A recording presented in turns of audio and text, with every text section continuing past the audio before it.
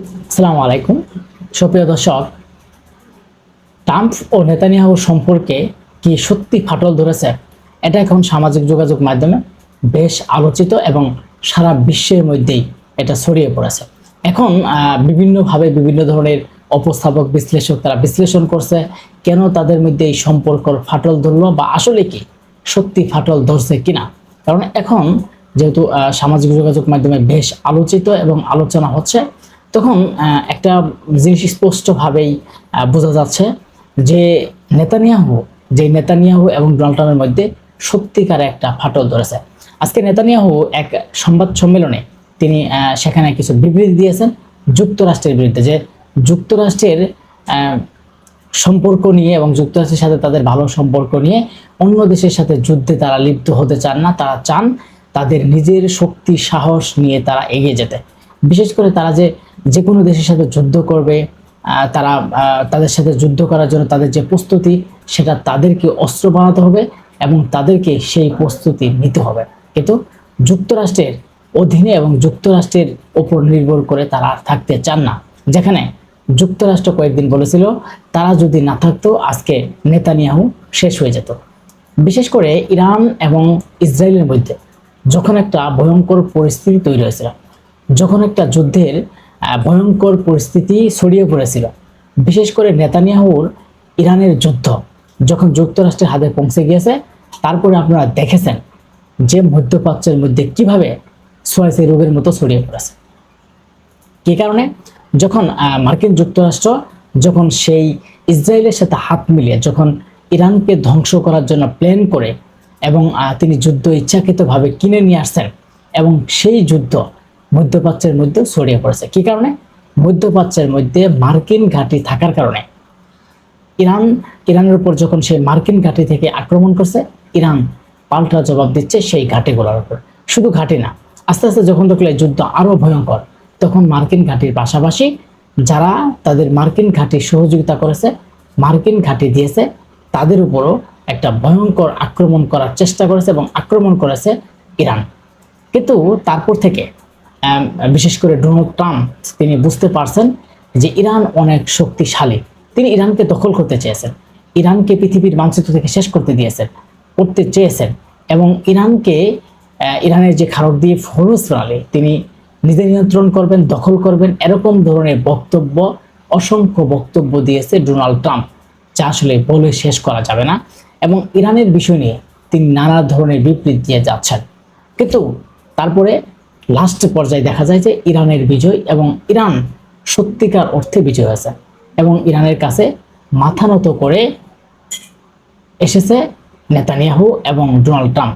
কিন্তু Donald Trump যখনই ইরানের কাছে সমর্থন জানিয়েছে, যুদ্ধের চুক্তির জন্য সমর্থন হয়েছে এবং দুই দেশের মধ্যে একটা ভালো সম্পর্ক দিকে যাচ্ছে, তখন নেতানিয়াহুকে বোঝানোর চেষ্টা করছে। নেতানিয়াহু না বুঝে যখন যুক্তরাষ্ট্রের বিরুদ্ধে বক্তব্য দিচ্ছে এবং ইসরায়েলের কিছু যারা প্রশাসন বা রাষ্ট্রদূত আছেন, বিভিন্ন মার্কিন রাষ্ট্রদূত আছেন, তারাই কিন্তু বক্তব্য দিচ্ছে যে ইসরায়েল যদি যুক্তরাষ্ট্রের পক্ষে না থাকতো পরবর্তীতে, তাহলে যুক্তরাষ্ট্রকে তছনছ করে দিত ইরান।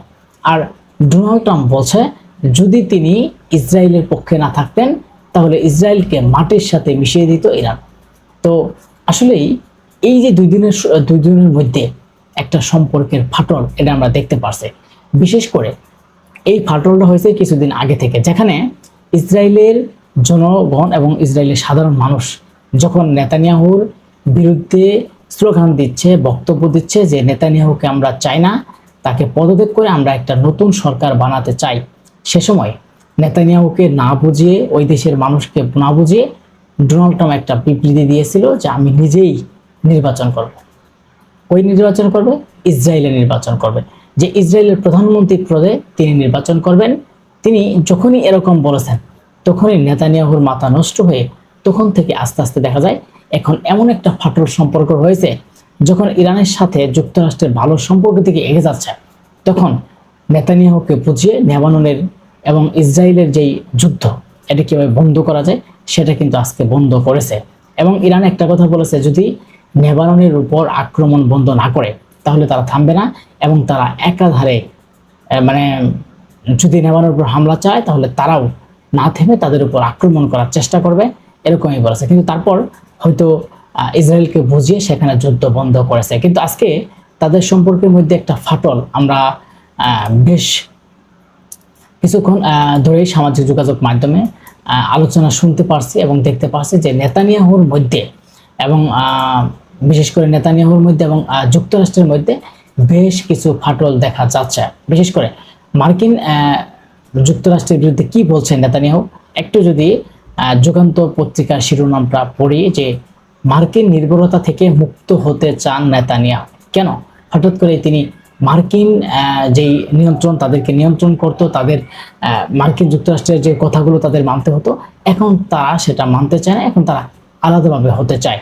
তিনি আরো একটু বলেছেন যে মার্কিন যুক্তরাষ্ট্রের প্রেসিডেন্ট ডোনাল্ড ট্রাম্পের প্রশাসনের সঙ্গে বিদ্যমান মতপার্থক্যের জেরে ইসরায়েলের প্রধানমন্ত্রী বেনিয়ামিন নেতানিয়াহু মঙ্গলবার 23শে জুন বলেছেন ইসরায়েলকে অবশ্যই বিদেশি সহায়তার উপর নির্ভর কমাতে হবে এবং এটি একটি স্বাধীন অস্ত্র ব্যবস্থা গড়ে তুলতে হবে এবং অধিকৃত পশ্চিম তীরে অবৈধ ক্রুজ এতিজিন এবং বস্তিতে ব্লকে একটি কোর্সে অংশ নেওয়া রিজার্ভ কমব্যাট অফিসারদের সঙ্গে বৈঠকে নেতানিয়াহু এই মন্তব্য করেন।